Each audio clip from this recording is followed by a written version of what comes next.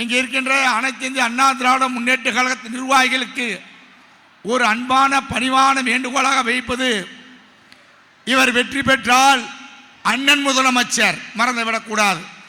இங்கே நிற்கின்ற வேட்பாளர் ஏதோ நம்ம கார்த்திக் சட்டமன்ற உறுப்பினர் நினைத்து விடார்கள். இங்கே நிற்கின்ற வேட்பாளர் அண்ணன் எடப்பாடியார் இருக்கிறார் என்று பணியாற்றுங்கள். ஒருவருக்கு ஒரு விட்டு கொடுத்து பணியாற்றுங்கள். ஏனென்றால் பல தில்லுமுள்ளு வேலை இந்த தொகுதியிலே பண்ணுவார்கள். எந்த கார்த்திக் மரியாதை கூறிய நம்மளோட சட்டமன்ற உறுப்பினர் கார்த்திக் அண்ணார் அவர்களுக்கு ஒரு அமைதியானவர், ஒரு நேர்மையானவர், ஒரு அப்பளுக்கு இல்லாத ஒரு சட்டமன்ற உறுப்பினர் மறந்துவிடக்கூடாது. எளிதில் அணுகக்கூடியவர். அப்பேற்பட்ட நம்ம சட்டமன்ற உறுப்பினரை இந்த மேற்கு சட்டமன்ற தொகுதியிலே 50,000 வாக்கு கூடுதலாக வெற்றி பெறுவது பாடுபட வேண்டும். ஏனென்றால் வலுவான கூட்டணி. மேற்கு சட்டமன்ற தொகுதியிலே அனைத்து இந்திய அண்ணா திராவிட முன்னேற்ற கழகத்திலே கிட்டத்தட்ட ஒரு பூத்துக்கு 100 நிர்வாகிகளை நியமித்திருக்கிறோம். மறந்துவிடக்கூடாது. மாநகரத்தில் இருந்தாலும் சரி, அது ஓமலூர் ஒன்றியத்தெல்லாம் அருமை தம்பி ராஜேந்திரன் மையெல்லாம் கிட்டத்தட்ட அந்த 2 ஒன்றியத்திலுமே 20,000 வாக்கு கூடுதலாக புறநகர் மாவட்டத்தில் அப்படி பணியாற்றினால்தான் நாம் வெற்றி பெற முடியும். ஏனென்றால் இன்றைக்கு நடக்கின்ற திராவிட முன்னேற்ற கழகத்துடைய ஆட்சி அகற்றப்பட வேண்டும். மரியாதைக்குரிய அன்புமணி ராமதாஸ் அவர்கள் சொன்னார்கள். இங்கே வந்திருக்கின்ற தாய்மார்கள் நினைத்து பாருங்கள். ஒரு பிரச்சார கூட்டத்தில் அவர் சொல்லுகின்ற பொழுது பெண்களுக்கு பாதுகாக்க வேண்டும், கட்சிக்கு அப்பாற்பட்டு வாக்களியுங்கள், உங்களை பாதுகாக்க வேண்டும் என்றால் கொடிவன் மு.க. ஸ்டாலின் நாட்டை விட்டு அகற்றப்பட வேண்டும் சொன்ன தலைவர் அன்புமணி ராமதாஸ் அவர்கள். மரியாதை கூறிய அண்ணன் எடப்பாடி அவர்கள் நாட்டை காப்பாற்றப்பட வேண்டும். வலுவான கூட்டணி, மிகப்பெரிய கூட்டணி, திராவிட முன்னேற்ற கழகத்திற்கு கூட்டணியில் யார் எங்க இருக்கிறார் தெரியல. தேமுதிகவை திமுக பார்த்து கொள்ளும்.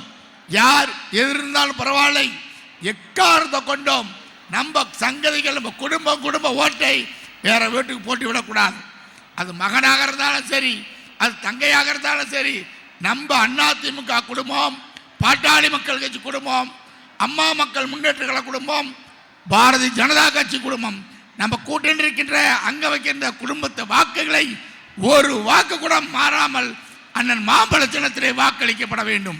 அண்ணன் எடப்பாடியார் அவர்கள் சொல்லுகிறார் 11 சட்டமன்ற தொகுதியும் அதிமுக கூட்டணி வென்றெடுக்கும் என்று சொல்லி இன்றைக்கு கூட சொல்லியிருக்கார். கருத்து கணிப்புகள் வந்து கொண்டே இருக்கின்றன. அந்த அடிப்படையிலே மக்கள் மன்றத்தில் பேசுகிறார்கள்.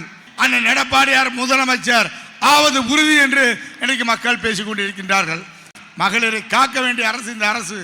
அதனால்தான் அண்ணன் எடப்பாடியார் முதலமைச்சர் வருகின்ற பொழுது பல திட்டங்களை இந்த தொகுதிக்கு செய்து கொடுப்போம்.